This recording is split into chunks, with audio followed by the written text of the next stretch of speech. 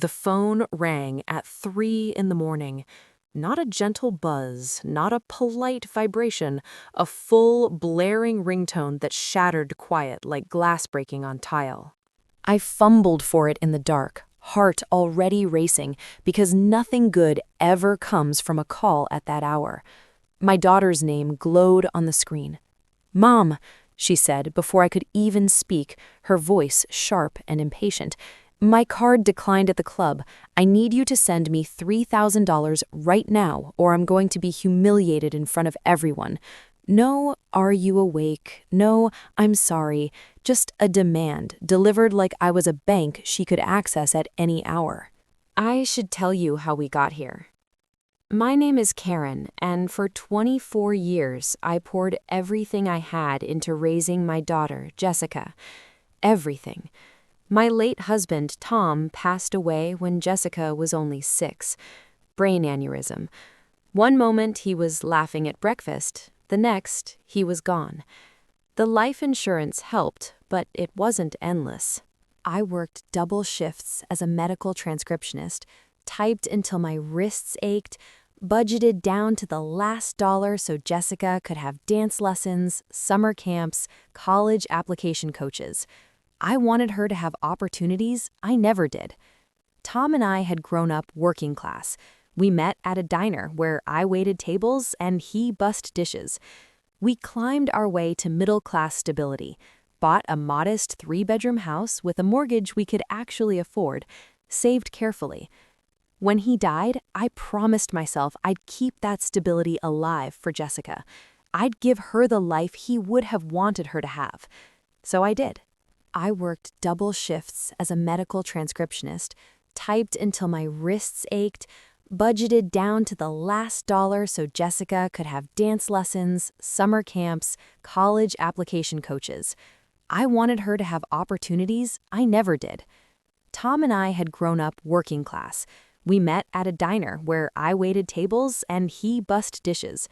We climbed our way to middle-class stability, bought a modest 3-bedroom house with a mortgage we could actually afford, saved carefully.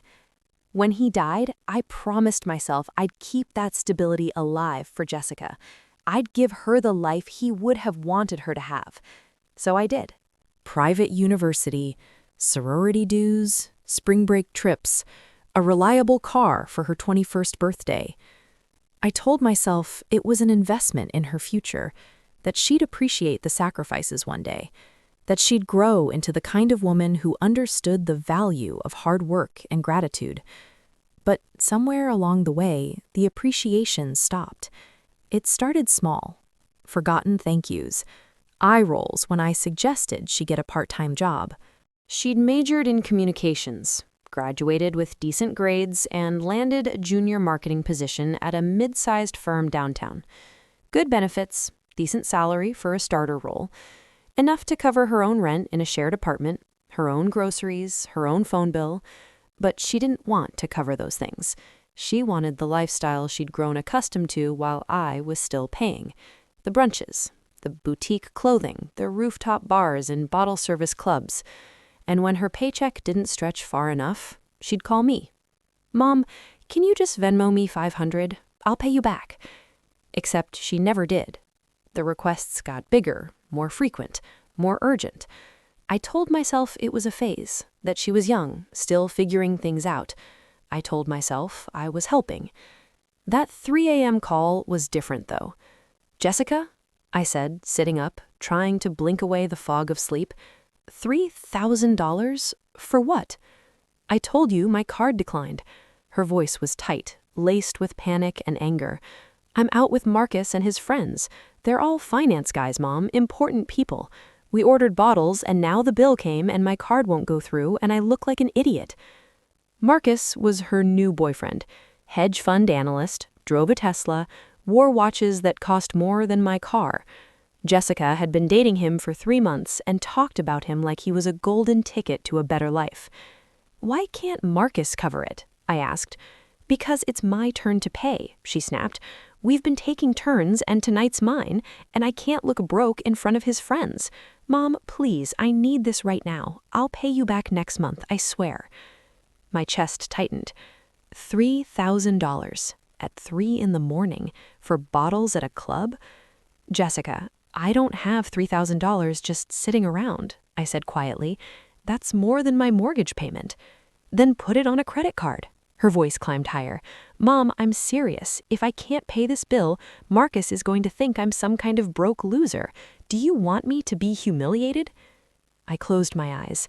This was the daughter I'd raised, the girl I'd sacrificed everything for, and she was standing in a nightclub at 3 in the morning, demanding I go into debt so she wouldn't be embarrassed in front of strangers. I'll send you $500, I said finally. That's what I can do right now. $500? She laughed, bitter and sharp. That won't even cover half. Forget it. I'll figure it out myself. She hung up.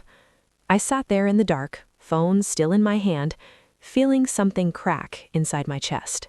She didn't call the next day, or the day after that. A week passed. Then 2. I sent her a text asking if she was okay, if she'd sorted things out. She replied with a single thumbs up emoji. No words, no explanation. Just a tiny digital gesture that felt like a door slamming shut. I tried to shake it off. Tried to tell myself she was just busy, just stressed with work and her new relationship. But the silence gnawed at me. I kept replaying that phone call, the entitlement in her voice, the way she'd spoken to me like I was an ATM, not a person, not her mother. I started noticing things I'd ignored before, old text threads where she'd asked for money, Venmo requests I'd approved without question, a pattern stretching back years. I pulled up my bank statements and highlighted every transfer I'd made to her since she'd graduated college. The total made my stomach drop. $47,000 in 3 years. I'd been telling myself it was help, that I was being a good mom, supporting her while she got on her feet. But she was on her feet. She had a job, an apartment, a life, and I was still bleeding money I didn't have, draining my savings, pushing back my own retirement, all so she could keep up appearances with people who probably didn't even care. I felt like I'd been sleepwalking, and that 3 a.m. call was the alarm. Then came the Facebook post. I didn't see it at first. My friend Linda sent me a screenshot. Karen, did you see what Jessica posted? Are you okay? I opened the image. It was a photo of Jessica and Marcus at some upscale restaurant, champagne flutes raised, her smile dazzling under soft lighting. The caption read, "So grateful for the people who actually show up for me. Real family isn't about blood, it's about who's there when it matters. Cheers to building my own support system." I read it 3 times. Real family isn't about blood? Who's there when it matters? I'd been there for 24 years. I'd been there at 3 in the morning. I'd been there through every scraped knee, every bad breakup, every college exam meltdown. I'd been there when her father died and the world felt like it was ending. I'd been there for every single moment that mattered, but because I hadn't sent her $3,000 to impress strangers at a club, I wasn't real family anymore. The comment section was full of her friends agreeing, praising her strength, calling her inspiring. Marcus had replied with a heart emoji and, "You deserve the best, babe." I closed the app. I didn't cry, I didn't call her. I just sat on my couch, staring at the wall, feeling something inside me shift, something fundamental and irreversible. I'd spent years bending over backward to make her life easier.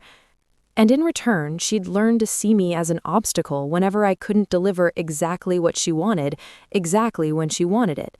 This wasn't love. This was exploitation wrapped in the language of family obligation. I spent the next week thinking, not reacting, not venting to friends, just thinking. I pulled out every financial record I had, every bank statement, every credit card bill, every scrap of proof showing what I'd given her over the years. I wasn't planning revenge. I wasn't planning some dramatic confrontation. I was just trying to understand the full picture. And the picture was devastating. I'd delayed replacing my dying car because Jessica needed help with rent. I'd skipped dental work because she'd needed money for a networking event. I'd pulled from my retirement account my future security because she'd called it an emergency. None of it had been emergencies. All of it had been choices. Her choices, to live beyond her means and expect me to cover the gap. I also found something else, an old email thread from 2 years ago. Jessica had asked me to co-sign on a personal loan so she could invest in herself. I'd refused, gently, explaining that I couldn't take on that kind of risk. She'd replied with a single line, "I guess I know where I stand with you." I apologized, sent her money anyway, tried to smooth things over, always smoothing, always bending, always smaller. Not anymore. I drafted a letter. Not an email, not a text. A real handwritten letter. I wanted her to hold it in her hands, to sit with it. Dear Jessica, I've been thinking a lot about your call 2 weeks ago, about the $3,000 you needed at 3 in the morning, about the way you spoke to me, and the way you've spoken to me for a while now. I want you to know that I love you. I always will. You're my daughter, and nothing will ever change that. But I also need you to know that I can't keep doing this. Over the past 3 years, I've given you $47,000. I've drained my savings. I've delayed my own needs. I've put your comfort ahead of my security. And I did it because I love you, because I wanted to help you build a good life. But somewhere along the way, help became expectation, and expectation became entitlement. You have a job. You have income. You have the ability to make choices about how you spend your money. And if those choices lead to a $3,000 club bill you can't afford, that's not an emergency I need to solve. That's a consequence you need to face. I'm not angry. I'm not trying to punish you. I'm just done pretending that giving you everything you ask for is the same thing as being a good mother. Being a good mother means teaching you that actions have consequences, that respect matters, that love isn't measured in Venmo transfers. So from now on, I won't be sending money, not for clubs, not for rent, not for anything that isn't a genuine life or death emergency. You're an adult. You have the tools you need to take care of yourself. It's time you use them. I hope one day you'll understand why I'm doing this. And I hope one day you'll see me as more than just someone who's supposed to fix your problems. I'll always be here if you need to talk, but I won't be here to bankroll a lifestyle you can't afford on your own. With love, Mom. I mailed it, and then I waited. A week passed in silence. Then, late one Thursday night, my phone rang. Jessica. I almost didn't answer, but I did. Did you really mean all that? Her voice was small, shaky, nothing like the sharp, demanding tone from that 3 a.m. call. Every word, I said. She was quiet for a long time. I could hear her breathing. I didn't realize, she finally whispered. I didn't realize how much I'd been asking, how much you'd been giving. I know, I said gently. That's part of the problem. It became so normal that you stopped seeing it. I saw your post, I added after a moment, the one about real family. She sucked in a breath. Mom, You don't have to explain, I said. I just need you to understand that real family goes both ways. It's not just about who shows up with money. It's about respect, consideration, gratitude. She started crying, not loud, dramatic sobs, just quiet, tired tears. I'm sorry, she said. I'm really sorry. I know you are, and I forgive you, but things have to change, Jessica, for both of us. She didn't ask for money after that. Not for 2 months. We started talking again. Slowly, carefully. She told me about work, about her real struggles, not just the surface-level complaints. She told me that Marcus had broken up with her after she couldn't keep up with his crowd spending, that she'd felt lost and ashamed and didn't know how to admit it. I thought if I could just keep up, she said one night over the phone. If I could just look like I belonged, then I'd actually belong. But I was drowning, Mom, and I kept pulling you down with me. You don't have to drown, I told her. You just have to live within your means. There's no shame in that. She started budgeting, cut back on the brunches and the bottle service, started cooking at home more. She even picked up freelance work on the side to pay off her credit card debt. And one afternoon, 3 months after that letter, she showed up at my door unannounced. She handed me an envelope. Inside was a check for $1,500. It's not everything, she said quickly, but it's a start. I'm going to pay you back, Mom. All of it. It's going to take time, but I'm going to do it. I looked at her. Really looked at her. She wasn't the entitled girl who'd called me at 3 in the morning anymore. She was tired, humbled, growing. Keep it, I said, handing the check back. Put it toward your debt. Mom, I don't need the money back, Jessica. I need you to build a life you can sustain on your own. That's worth more to me than any repayment. She hugged me, tight and long and real. Thank you, she whispered, for not giving up on me. I never did, I said. I just stopped enabling you. There's a difference. It's been a year now. Jessica and I talk every week. She's doing well. She got promoted at work, moved into a smaller, cheaper apartment she can actually afford, started seeing a therapist to work through some of the pressure and anxiety she'd been carrying. She's building a life that's hers, not borrowed, not propped up by my sacrifices, and I'm rebuilding too. I finally got that dental work done, replaced my car, started putting money back into my retirement fund. I even took a weekend trip to the coast, something I hadn't done in years. I'm learning that being a good mother doesn't mean erasing myself. It means teaching my daughter how to stand on her own, even if that lesson comes at 3 in the morning, even if it means saying no.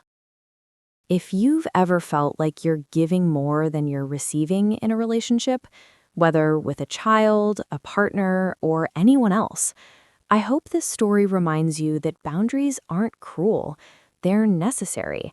And sometimes the most loving thing you can do is stop carrying someone else's weight so they can learn to carry their own.